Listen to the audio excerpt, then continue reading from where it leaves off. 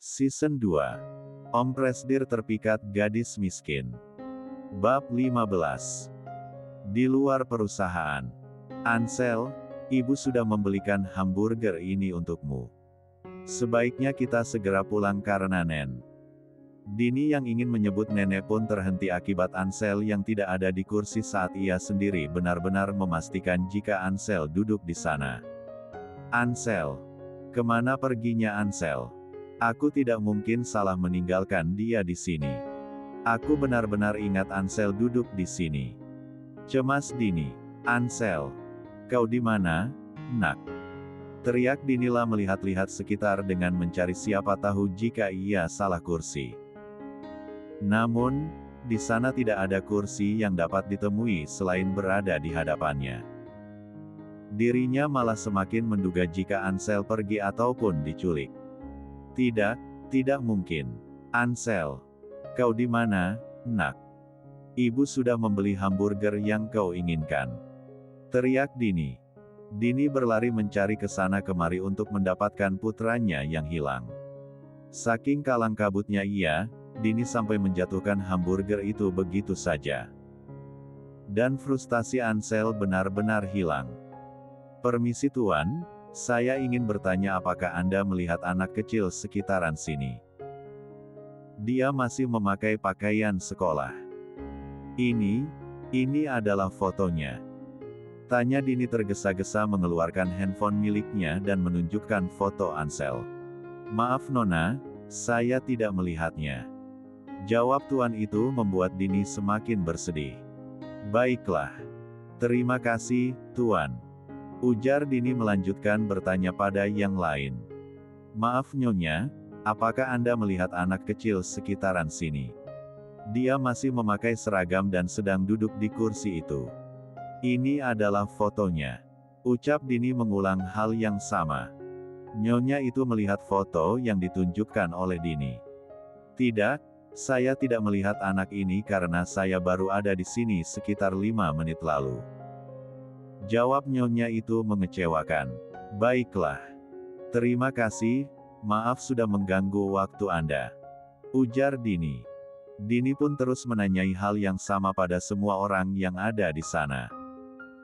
Sudah 15 menit ia menanyakan pada orang apakah melihat Ansel atau tidak, dan rata-rata jawaban dari orang yang Dini tanyakan 100% menjawab.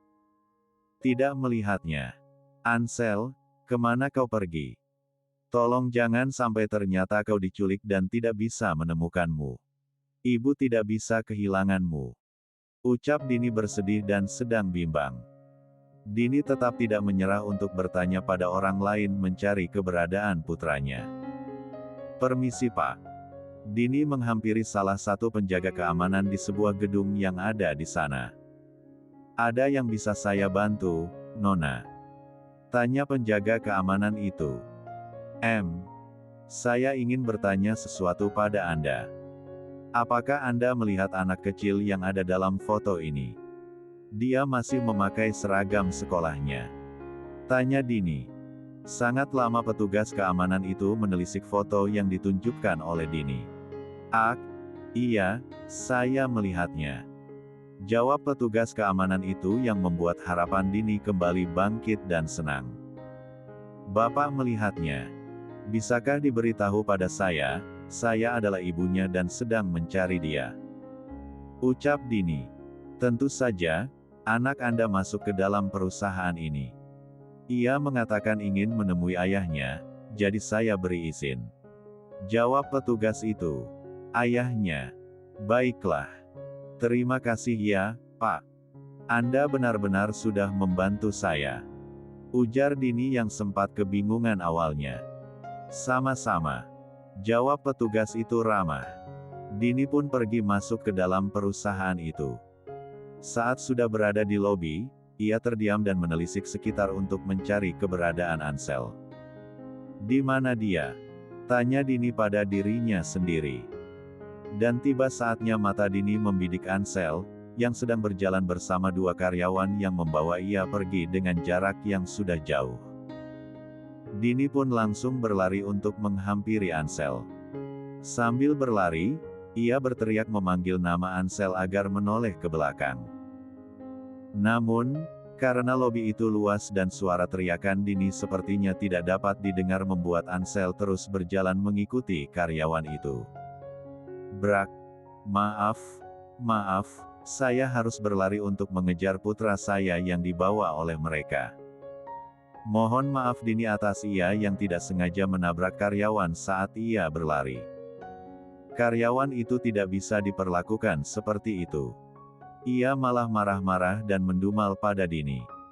Namun, Dini tidak memiliki banyak waktu untuk mendengarkan amarah dari karyawan itu.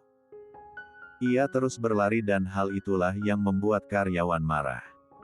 Kembali dalam ruangan Arya. Oh, iya, aku ingat. Kau adalah ayahnya temanku Arsen, bukan? Paman tampan yang datang ke sekolah saat itu. Ujar Ansel. Arya tetap tidak mengerti, bahkan dia tidak kenal dengan anak itu karena dia sendiri tidak pernah melihat Ansel di sekolah yang menyebut dirinya sebagai teman putranya. Paman, kau sangat tampan sekali rupanya saat dilihat dari dekat. Dulu aku ingin sekali menyapa paman, tapi sepertinya saat itu paman tampan sangat sibuk. Ujar Ansel yang berlari menghampiri Arya yang duduk di singgasananya. Manik Arya saling bertemu memunculkan perasaan hangat saat Ansel berada di dekatnya. Matanya sangat jelas mirip sekali dengan Arsen dari dekat. Gumam Arya kebingungan jadinya, kau adalah temannya Arsen. Lirih Arya. Iya. Kami baru saja berteman. Mungkin sekitar 2 minggu, karena awalnya aku bersekolah di Swiss, ayah dan ibuku tinggal di sana dan kami pindah ke sini. Ucap Ansel menjelaskan. Lalu, siapa yang ingin kau temui di sini? Tanya Arya. Ayahku. Apakah paman tampan kenal dengan ayahku? Tanya Ansel khas suara anak kecil. Aku tidak tahu siapa ayahmu. Jawab Arya. Maafkan kami Presdir, kami benar-benar sudah salah mengira. Saya pikir dia adalah tuan muda karena wajahnya terlihat sangat mirip. Ujar karyawan 2. Yang dikatakan olehnya benar. Anak ini memang sekilas mirip dengan Arsen. Wajah dan gaya bicaranya mengingatkan aku pada seseorang. Gumam Arya. Kalian berdua sangat aneh. Membawa anak kecil yang sudah jelas ia sendiri sedang mencari ayahnya. Mungkin dia adalah anak karyawan di sini, antarkan dia ke ruangan karyawan, agar dia bisa mencari ayahnya di sana. Kata Arya. Baik Presdir, mohon maafkan kami. Ujar mereka merasa bersalah dan mengajak Ansel untuk pergi. Ak, tunggu sebentar. Henti Ansel yang membuat semua bingung. Paman tampan, maafkan aku sudah memanggilmu seperti itu. Dari tadi orang-orang memanggilmu dengan sebutan Presdir, tapi aku tidak tahu apa Presdir itu. Ibu juga sering memanggil orang yang tidak dikenal dengan sebutan Tuan. Dan aku malah memanggilmu dengan paman tampan, aku bersalah. Ucap Ansel jadi menundukkan kepalanya merasa bersalah. Tidak masalah, aku sangat suka anak lucu sepertimu memanggilku dengan sebutan itu. Kau adalah temannya Arsen, bukan? Itu tandanya kita saling kenal. Ucap Arya. Benarkah? Jadi, aku bisa menyebutmu dengan paman tampan. Senang Ansel mendongakkan kepalanya lagi, tentu saja.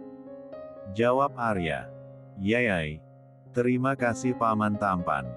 Kau baik sekali. Puji Ansel. Siapa namamu? Tanya Arya. Ansel. Jawab Ansel. Dan nama ayahmu? Kedua bibi ini akan membawamu pada ayahmu. Mungkin jika kau memberitahu nama ayahmu, kami akan mengantarkanmu padanya. Pungkas Arya, nama ayahku Dar. Terhenti namun, sebelum Ansel mengatakannya. Seseorang datang menerobos masuk dan langsung memeluk Ansel. Ansel, kenapa kau pergi sendirian? Hah? Ibu sudah melarangmu jangan kemana-mana dan tetap di sana sampai ibu kembali, bukan? Kenapa kau mengingkari janjimu dan bisa ada di sini? Tanya Dini dengan kekhawatiran yang melanda bertanya banyak pada Ansel. Ibu, aku mencari ayah. Ayah ada di sini tapi kedua bibi ini malah membawaku pada paman tampan. Jawab Ansel. Ini bukanlah perusahaan ayahmu, nak. Ayahmu pasti tidak akan ada di sini. Ibu sangat khawatir mencarimu kemana-mana. Tapi syukurlah kau bisa ibu temukan.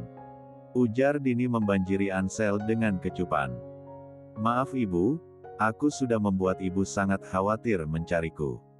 Aku benar-benar anak nakal yang tidak mendengar perkataan ibu.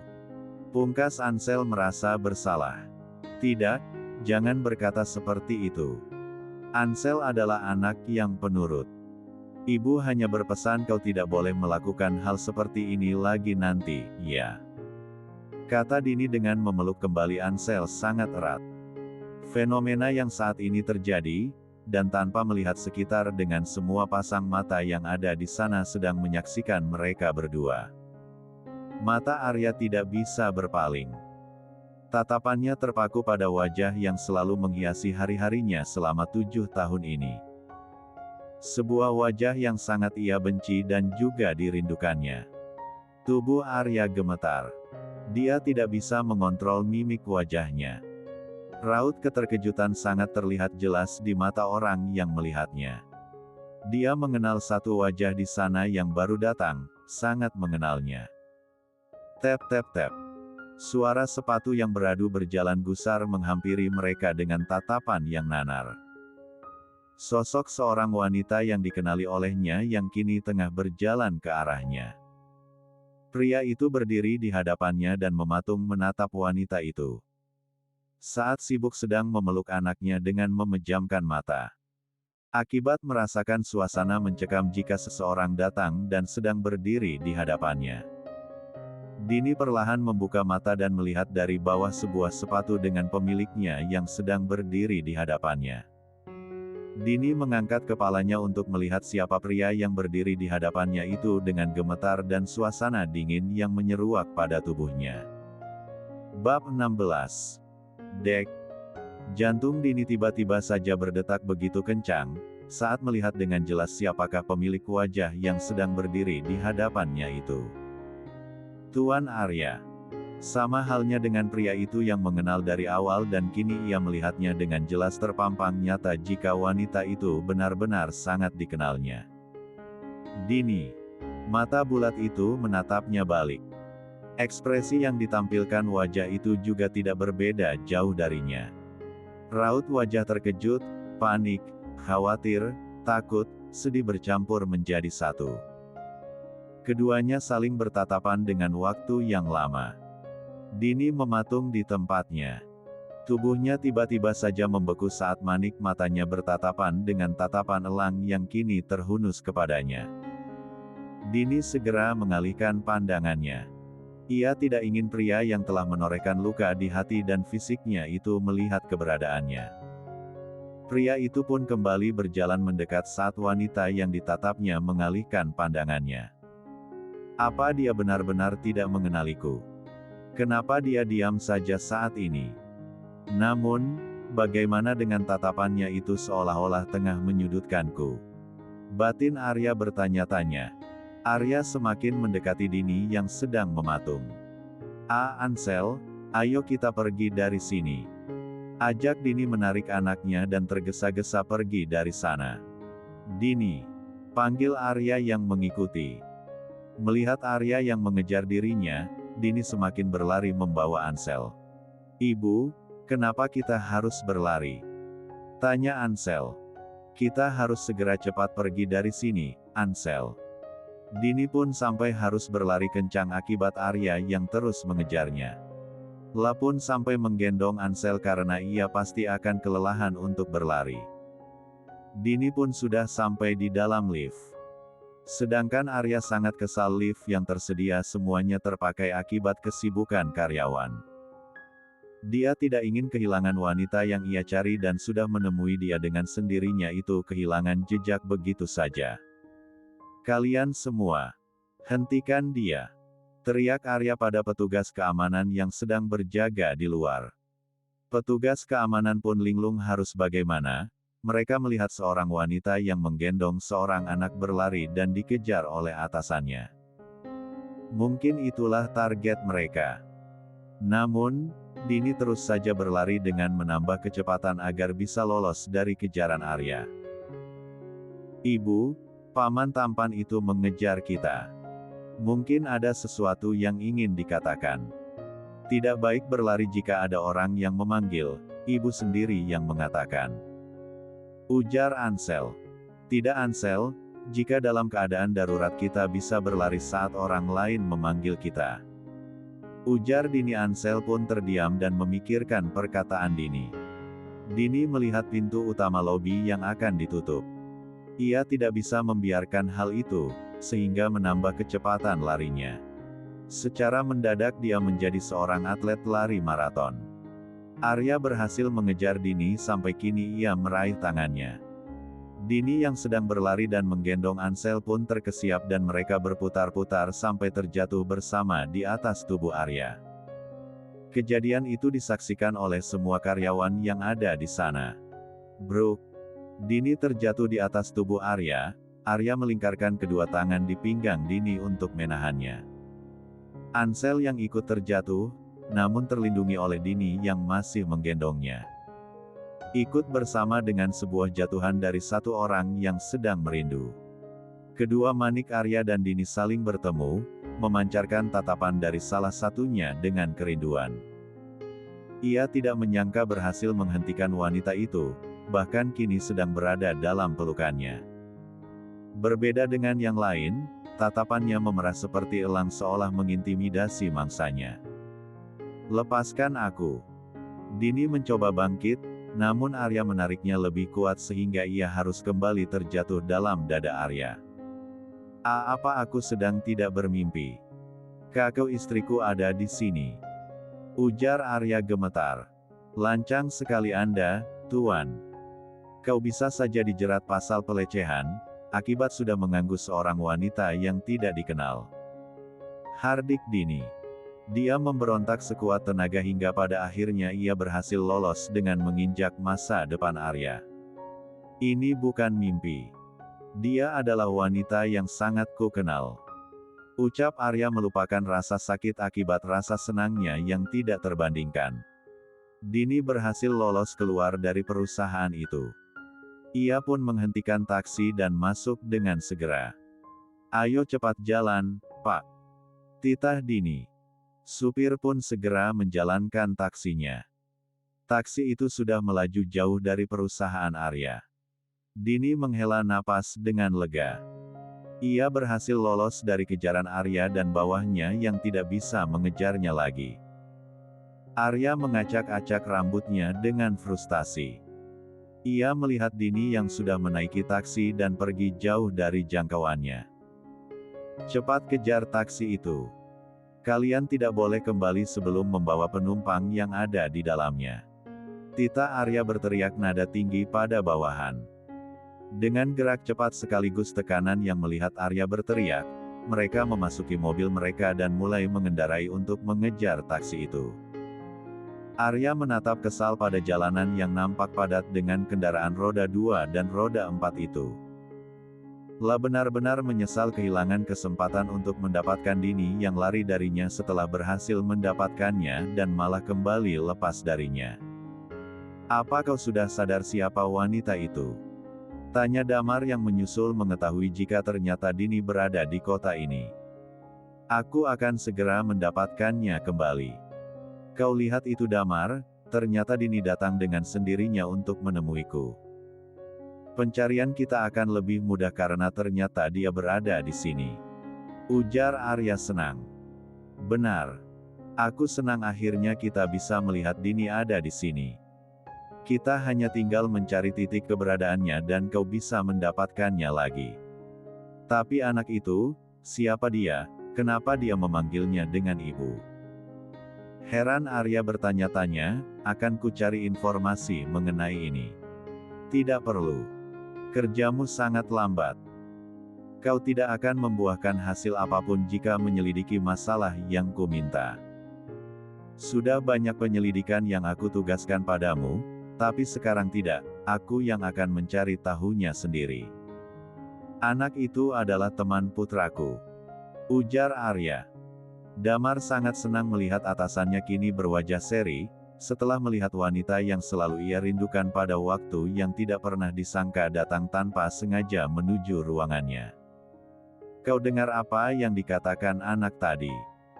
Ternyata selama ini dia berada di Swiss, sebuah negara yang bagiku tidak ada tandingannya. Kenapa aku sangat sulit menemukan istriku sendiri, bahkan tak ada yang menyadari jika selama 7 tahun ia ada di sana. Pungkas Arya. Saya senang Presdir bisa melihat istri Anda kembali di sini. Semoga saja ini awal pertemuan kalian untuk memulai semuanya dari awal. Tandanya Tuhan masih memberikan kesempatan untuk memperbaiki segalanya. Ujar Damar. Terima kasih. Akhirnya ibu dari anakku berhasil kutemukan walaupun belum bisa membawanya kembali padaku. Aku bisa memberikan harapan pada Arsen, jika sebentar lagi dia akan bertemu dengan ibunya. Ini bukanlah suatu kebetulan, kata Arya. Ada pula pepatah yang mengatakan, kebetulan adalah takdir, dan takdir bukanlah kebetulan. Seseorang yang menganggap suatu kejadian merupakan kebetulan, itu berarti belum paham arti kehidupan. Mereka selalu pesimis akan menggunakan kata kebetulan sebagai tameng menenangkan hati, sementara orang optimis akan selalu berpikir itu adalah takdir yang harus diterima dan siap memperbaiki diri. Kau tidak bertemu dengan seseorang karena kebetulan. Akan selalu ada alasannya, entah itu sebagai anugerah maupun pelajaran.